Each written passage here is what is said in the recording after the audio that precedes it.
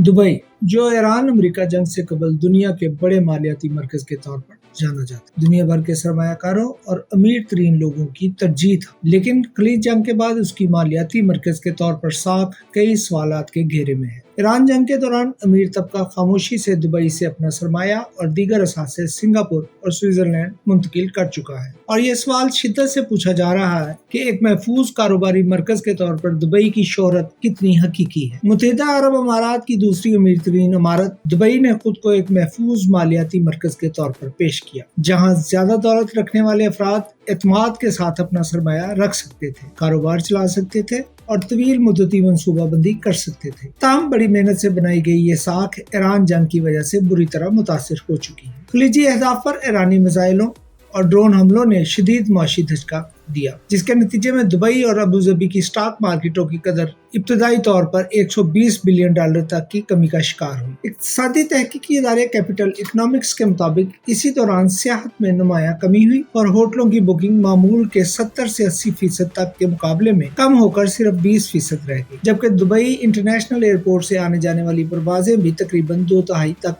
कम हो गई। अगरचे अमेरिका ईरान आर्जी फायरबंदी के दौरान दुबई में फ़िज़ाई आमदोरफ्त, सियाहत और कारोबारी सरगर्मियां दोबारा बहाल होना शुरू हो गई थीं, ताहम 4 मई की शाम मुत्तहिदा अरब अमारात के फजीरा ऑयल कॉम्प्लेक्स पर ईरानी ड्रोन हमले ने बेहतर होती हुई सूरत हाल को एक मरतबा फिर खदशात में मुब्तला कर दिया, और ये शिद्दत से महसूस किया जाने लगा कि वाशिंगटन और तेहरान के दरमियान कशीदगी जितनी देर तक जारी रहेगी, दुबई की आलमी कारोबारी मरकज के तौर पर साख को उतना ही ज्यादा खतरा लाहक रहेगा। रवां साल फरवरी में ईरान जंग के आगाज के फौरन बाद दुबई की मार्केट में शदीद गिरावट आई। मरकजी इंडेक्स तकरीबन 20% से ज्यादा नीचे चला गया और बाद में 4 से 5% तक की तेजी से कमी भी देखी गई। ईरान जंग से दुबई की महफूज कारोबारी मरकज की हैसियत मुअत्तल हुई। कुछ अमीर तरीन अफराद जिन्होंने दुबई को अमीरों और मशहूर शख्सियात के लिए एक तफरीही मकाम के तौर पर अपना रखा था, अब ये सवाल उठा रहे हैं कि क्या ये वाकई वो महफूज जगह है जिसका दुबई के हुक्मरानों ने वादा किया था।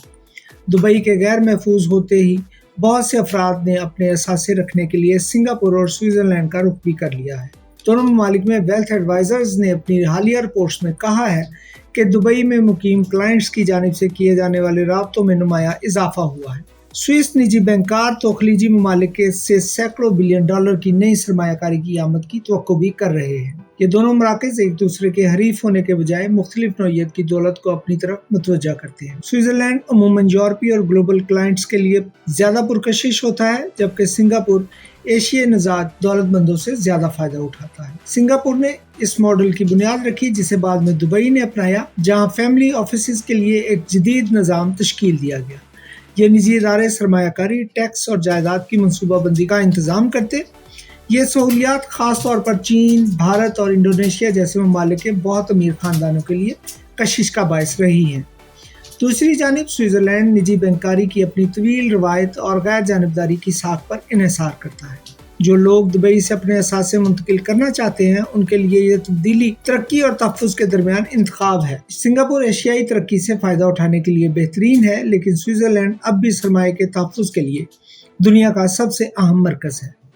जंग से कबल दुबई के हुक्मरान मोहम्मद राशिद अल मक्तूम ने ऐसे मंसूबे शुरू किए थे जिनके तहत दुबई के नए हवाई अड्डे को दुनिया का सबसे बड़ा हवाबाजी मरकज बनाया जाएगा और 2033 तक मईशत का हुजम 2 गुना किया जाना था। ईरान जंग से पहले दुबई की मईशत तेजी से तरक्की कर रही थी। 2025 के पहले 9 महीनों में यहाँ तकरीबन 4.7% इक्तिसादी तरक्की की शरह रिकॉर्ड की गई थी। रिपोर्ट्स के मुताबिक गुज़श्ता साल रिकॉर्ड 9,800 करोड़पति अफराद दुबई मुंतकिल हुए थे, जो अपने साथ तकरीबन 63 बिलियन डॉलर की दौलत भी लाए थे। जंग से कबल दुबई में ज़ाती आमदनी पर सिफर टैक्स, वरासती टैक्स की अदम मौजूदगी और तकरीबन $1 लाख से ज़ायद मुनाफा पर सिर्फ 9% कॉर्पोरेट टैक्स की सहूलत फराहम की जाती थी। फ्री ट्रेड जोन्स में काम करने वाली कंपनियां अहल आमदनी पर बिल्कुल कोई टैक्स अदा नहीं करती थी। लेकिन अब सवाल उठाया जा रहा है कि अगर खलीज जंग खत्म हो जाती है या मुस्तकिल जंग बंदी का फैसला होता है, तो क्या इसके बाद दुबई में सरमायाकारों को कारोबार करने के लिए जंग से कबल जैसी सहूलियात और फ़वाइद दस्तयाब होंगे, या फिर दुबई खलीज जंग के दौरान होने वाली अपनी माशी तबाही और मालियाती खसारे को पूरा करने के लिए नए कवानीन नाफिज करेगा। ایک معمولی صحرائی بستی سے لے کر آج تک دبئی نے 50 برسوں میں جدت اور انجینئرنگ کی حدود کو مسلسل آگے بڑھایا، لیکن خلیج جنگ سے دبئی کا مستقبل اور معیشت کو سنبھلنے میں کتنا وقت درکار ہے؟